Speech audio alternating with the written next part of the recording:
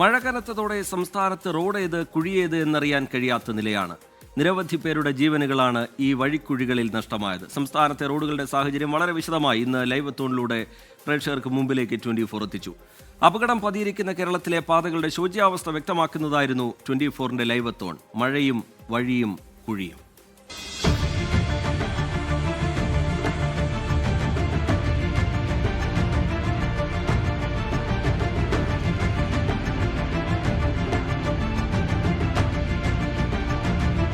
ഞാനിപ്പോൾ നിൽക്കുന്നത് KSTP റോഡിലാണ്. ഒരു 10 മീറ്റർ ദൂരം മാത്രം ഞാൻ എണ്ണിയത് 25 കുഴികളാണ്. വടക്ക് കാസർഗോഡ് നിന്ന് 24 പ്രതിനിധി അരുൺ പാറക്കൽ എണ്ണിത്തുടങ്ങിയതാണിത്. റോഡിലെ കുഴി. പിന്നെ ഓരോ ജില്ലയിലെത്തുമ്പോഴും റോഡും കുഴിയും തിരിച്ചറിയാനാകാത്ത നില.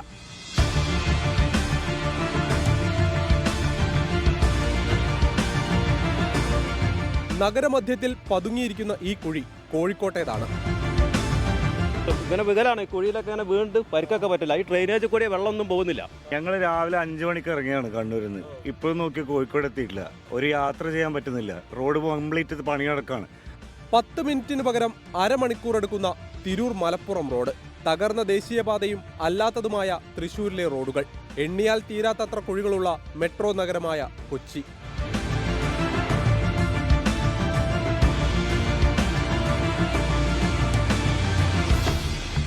നടുപൊടിയുന്ന രീതിയിലാണ് കിടക്കണമെല്ലാം. ഇങ്ങനത്തെ റോഡ് ഇട്ടിട്ടുണ്ടെങ്കിൽ എങ്ങനെ നമ്മൾ ഇതാക്കാൻ പറ്റും? മൊത്തത്തിൽ കുഴിയാണ്. കോട്ടയത്തെ തകർന്ന മൂലേടം റെയിൽവേ മേൽപ്പാലമാണ് യാത്രക്കാർക്ക് ദുരിതമാകുന്നത്. മഴയിൽ ചെളിക്കുളമാണ് പത്തനംതിട്ട ബസ് സ്റ്റാൻഡിന് മുന്നിലുള്ള റോഡ്.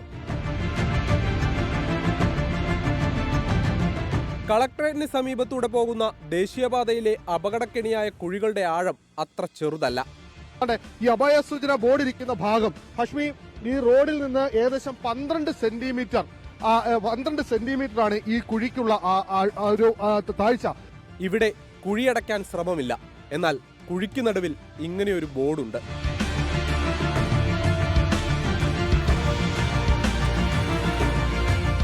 തലസ്ഥാന നഗരമായ തിരുവനന്തപുരം എത്തുമ്പോഴേക്കും നടുവൊടിയും.